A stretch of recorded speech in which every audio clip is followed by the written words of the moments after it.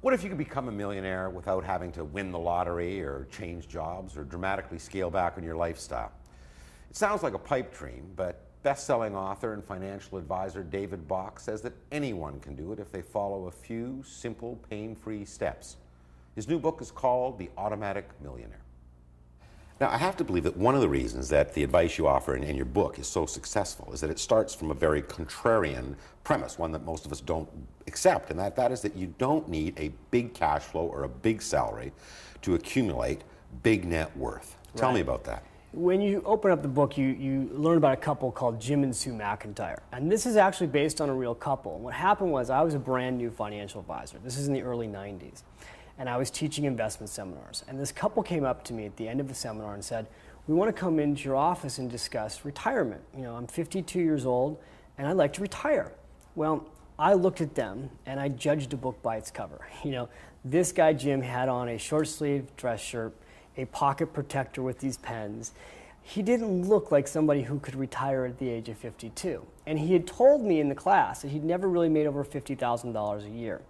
So when he came into my office, my first thought was, this is going to quite frankly be a wasted meeting. I'm going to have to tell these guys that there's just no way they can retire. And they proceed to show me their asset statement. They own 2 homes free and clear. They have over $1 million nest egg saved up. And they have 2 cars paid off and a boat paid off. And I start looking at how much money they make, and they've never made over $55,000 ever. Average income was about $30,000 during their lifetime. And here they are in their early 50s able to retire. Well, let's talk about how the McIntyres became automatic millionaires. That the first principle, pay yourself first. Explain that. They were told by their parents, as many of us have been told, that the first person who needs to be paid when you get a paycheck is you. The opposite of what a lot of people do is they try to budget, and budgeting doesn't work. The McIntyres threw the budget out the window. They sat down and they took the first hour or day of their income, and they paid themselves first. Now, what that means for somebody who's watching this show is it's the same thing. You take the first hour of income and you have it directly put into your RRSP. But the beauty of what the McIntyres did, and this is what other people need to do, is they automated it so that they didn't touch the money. In other words, what we receive, we spend. We spend it on taxes, we spend it on our landlord, our rent, credit cards, utilities, you name it. They had the money taken right off the top, and they had it go into their RRSP, and then they had to go into a home that they bought. And so the magic of what they did is there was no discipline required. And that's the key to the automatic millionaire. It is taking discipline off the table and making it completely automatic. That if you put this money away, your lifestyle will conform to your free cash flow, you won't miss it? Is that basically what you're saying? And that is what I'm saying, and that is the truth. You know, I'm not telling you that you can't have anything. I'm not suggesting that you put off all things you want to do with your life so that someday you can retire and have money. I'm not saying that at all. All I'm saying is if you're going to work 10 hours a day, which most people are doing right now, they're working at least 8, you should keep the first hour or day of your income. That's the first step to being an automatic millionaire. Even if you don't believe you can save an hour a day of your income, then save 30 minutes. The average Canadian right now, based on statistics, is saving less than 10 minutes a day of their income. Think about that for a second. That's crazy. Now, putting money away either in savings or RRSP, I mean, can make you a millionaire because of the miracle of compounding. Right. Tell me how that works. And what the miracle of compound interest is that a small amount of money put away, if you continually do that over a period of time, grows to be a fortune. I talk about in the book the latte factor, because I've had a lot of people say, David, I don't have any money. I don't have any money to save. I'm living paycheck to paycheck. So I started asking people, can you save $5 a day? Well, the answer is yes, because a lot of us are spending $5 a day on lattes, literally. They're going and they're getting a latte, or they're going and getting bottled water, or they're going and getting cigarettes, whatever the case may be, $5 to $10 a day. You put that away in an RSP, you let it compound.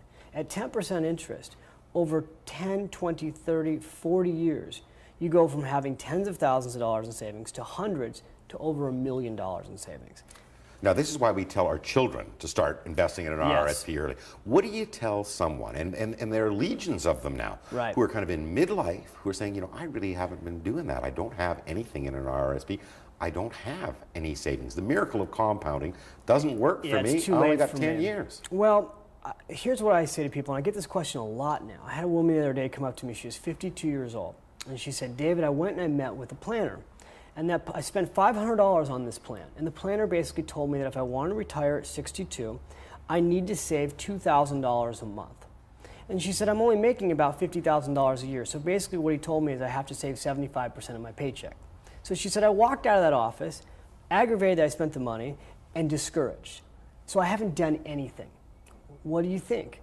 And I looked at her and I said, let me ask you an honest question. Can you save $10 a day? She said, yeah. I said, are you married? Yeah. Can he save $10 a day? Yes. I said, let's start there. Because that means you'll be saving almost $7,500. So if the two of you do that and you use your RSP, which happened that their companies had a match, I calculated out the numbers for her. I said, realistically, you're going to have to work past 62. You'll probably work until your late 60s.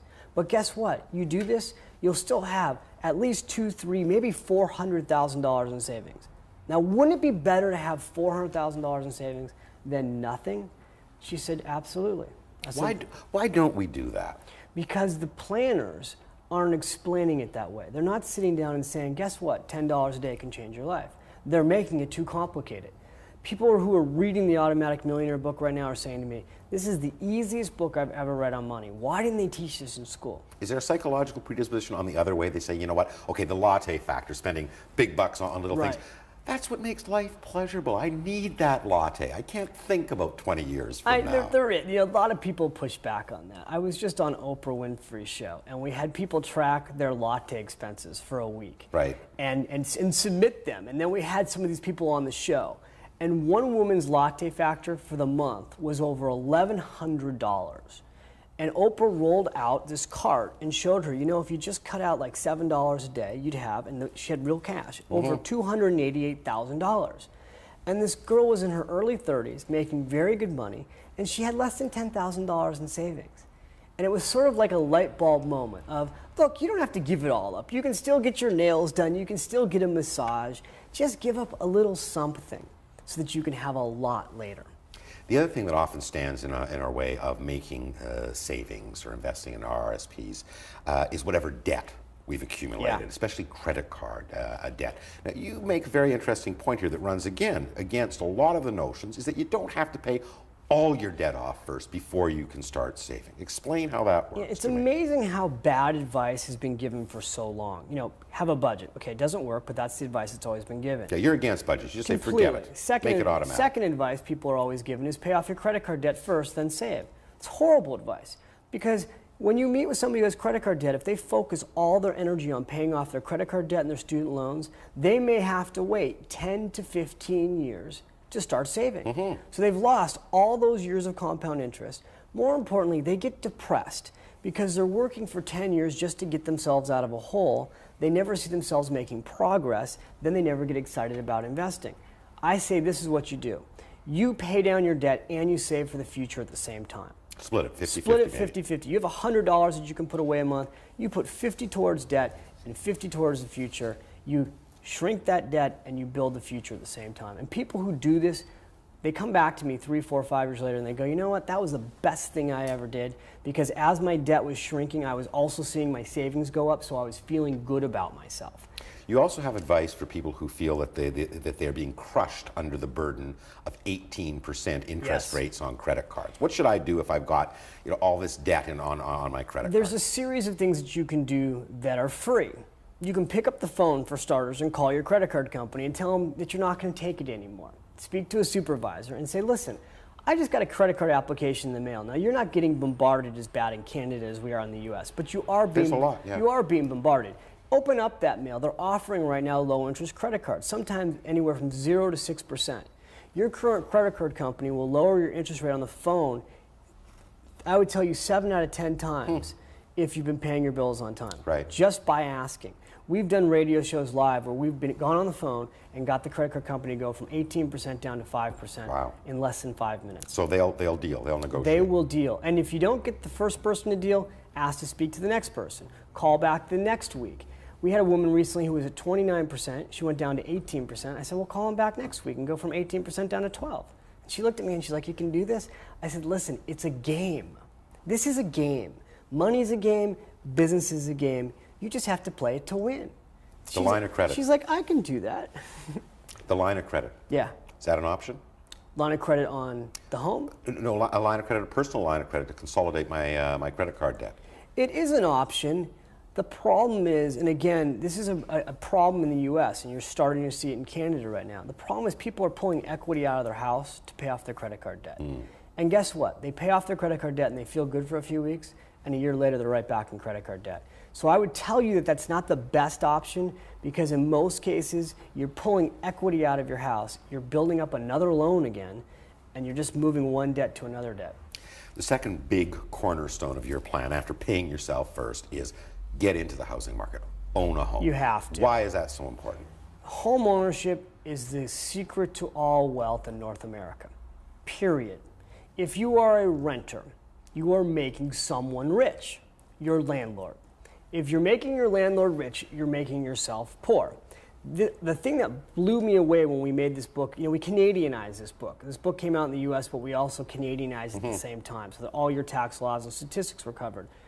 The Canadian statistic in 1999, the last time we had data for it, was that the average homeowner was worth almost $140,000. The average renter in Canada had a net worth of less than $2,000. So 70 times difference. Isn't that unbelievable?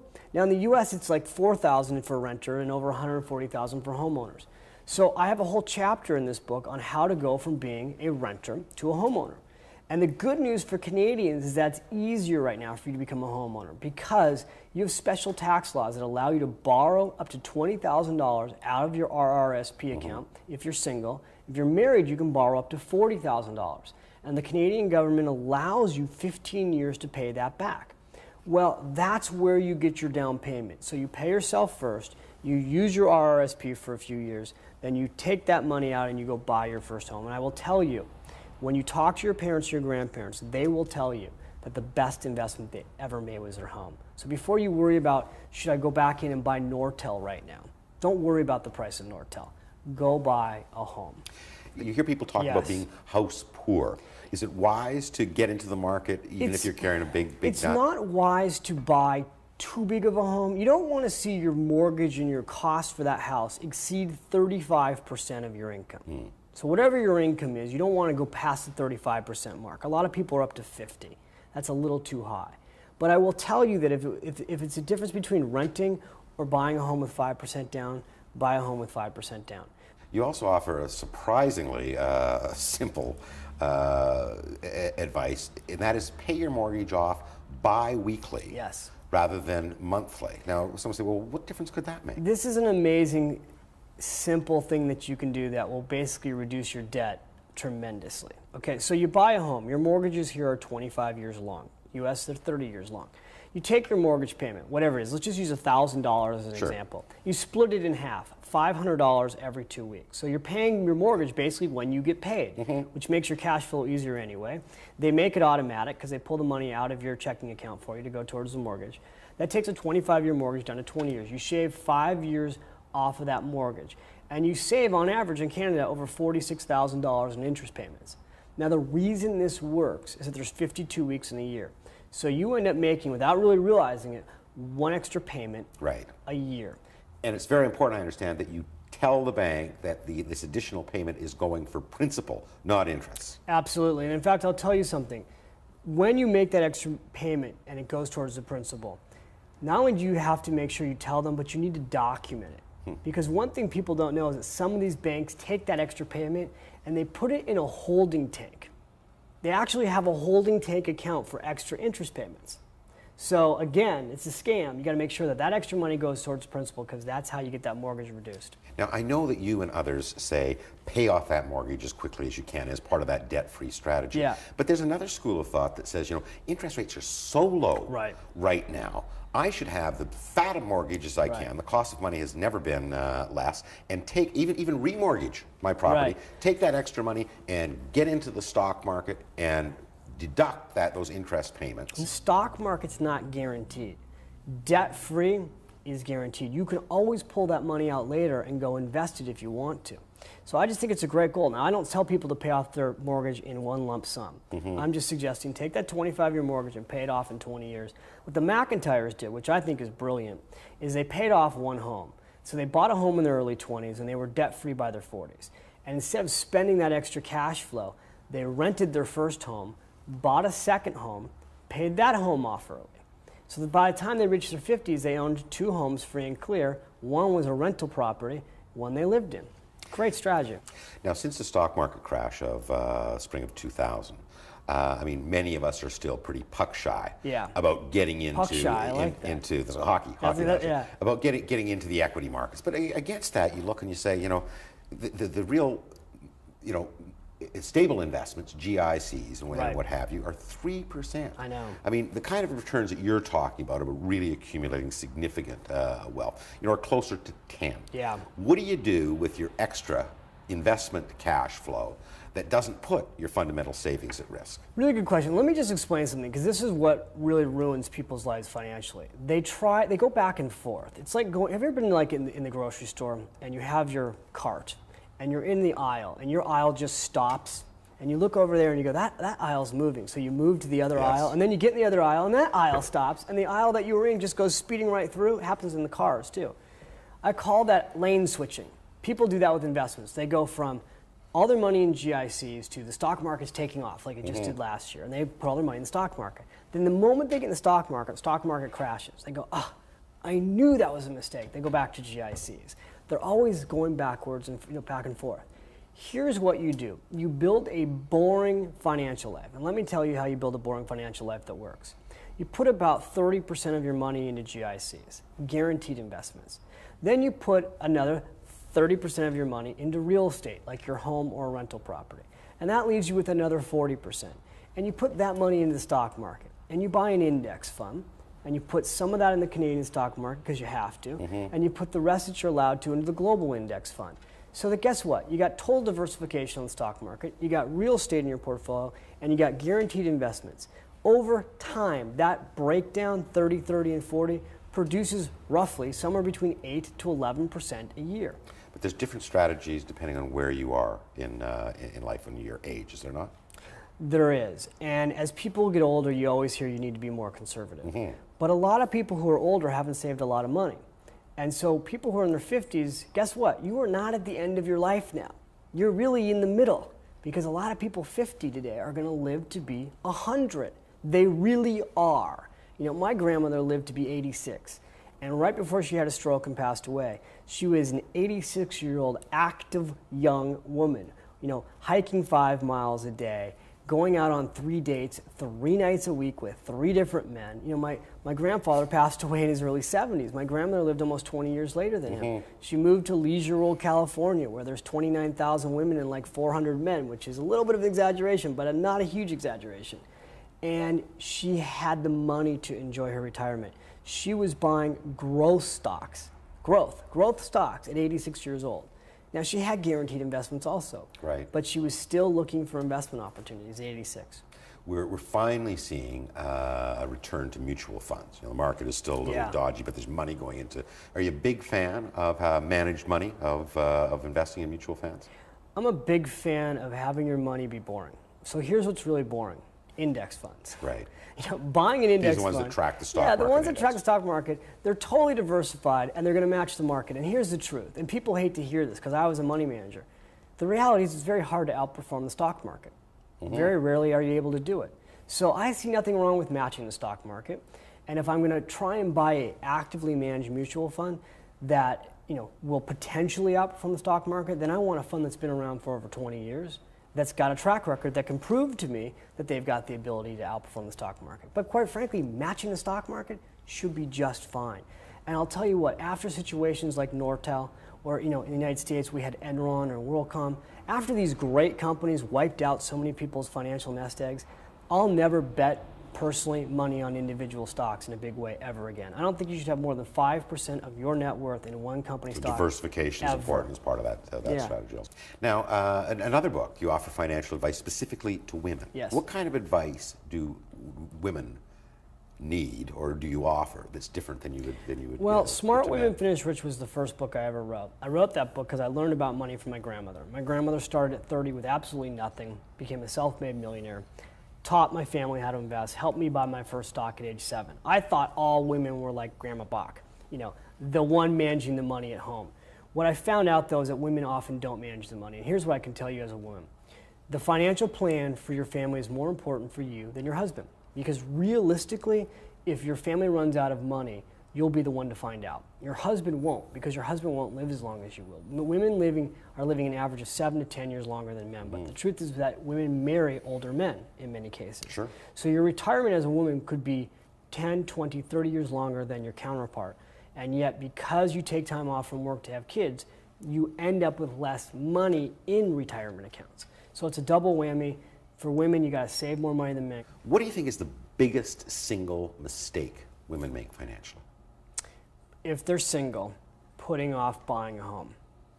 You meet women, because today women are getting married later. So women in their 20s should be looking to buy a home. But I'll meet women in their 20s and even their early 30s who are not married, and they say, yeah, but I'm going to wait until I get married. I'm going to wait to deal with this until I'm married. Well, guess what? First of all, you might not get married. Second of all, you'll never meet a man that says that. Men don't say, oh, I'm not going to buy a home until I get married. And the reason men have more money than women is not that they're earning more. It's that they start investing sooner. So as a woman, I will tell you, don't put off investing. Use your RSP immediately and buy a home immediately. Those are the two smartest things you can do.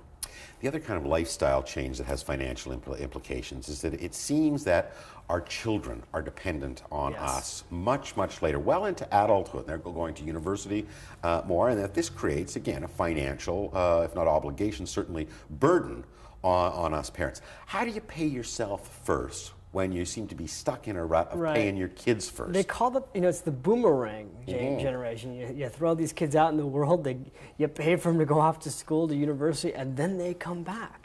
So I tell parents, look, you have to have an honest conversation with your kids. You have to say, Mom and Dad can no longer give you money. And here's why. We don't want to live with you for the rest of your life.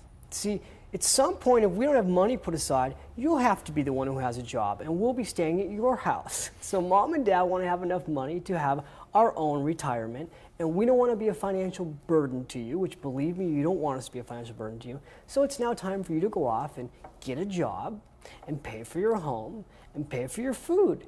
This is what Mommy and Daddy did, and now it's your turn.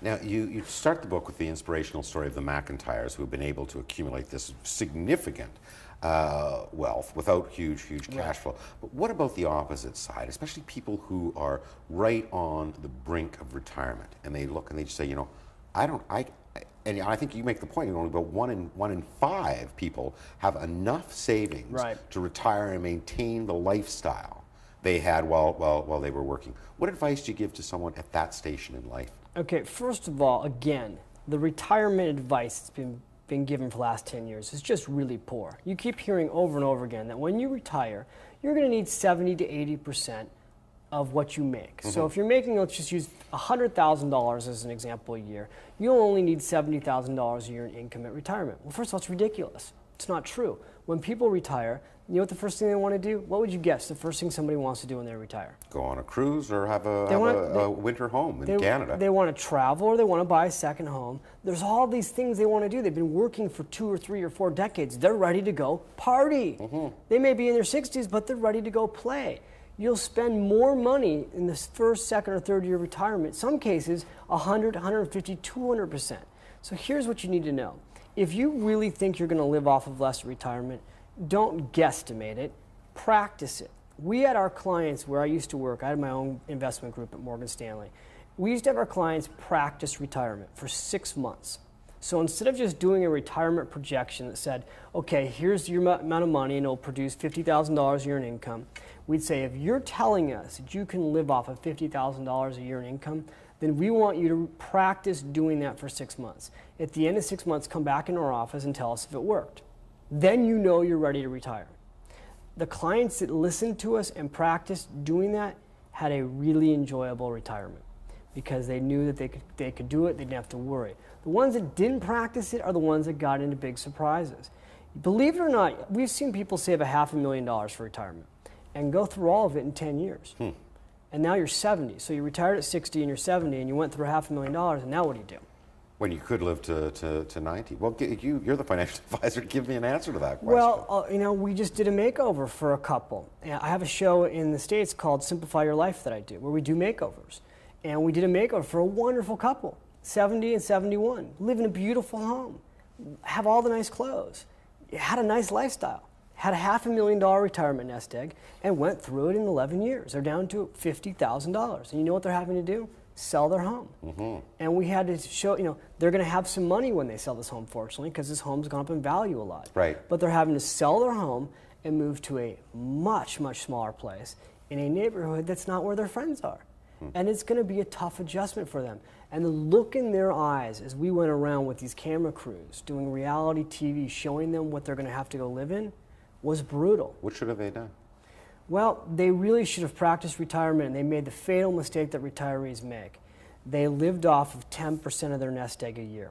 So they had $500,000. Well, when the market was going up at 20% clicks, they would say, oh, geez, $500,000 made $100,000 this year. So they would spend $100,000. Well, then the market went down, and they kept spending at that rate.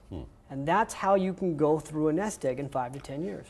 Finally, you say that even if you aren't a millionaire, you could feel like one by a simple process of tithing, allocating again a small portion of your free cash flow to charity.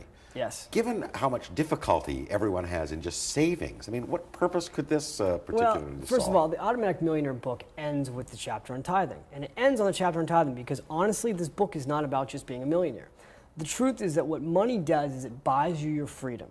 It buys you your freedom to spend your energy on what matters most to you, which is hopefully your family, your friends. It's also your community. And I honestly believe with all my heart that it's not just about making yourself rich, it's about taking part of what you make and giving it back to help others. Now, I don't tell you in this book, oh, you should tithe, you should give back to your community or your church 10% of your income, which so many people do. I just suggest that something that comes to you should go back. And if you are living paycheck to paycheck and you start just giving a little bit away, first pay yourself first, then give a little bit away, what you'll see is that it comes back to you tenfold. I really believe that. You make the world a better place and good things happen.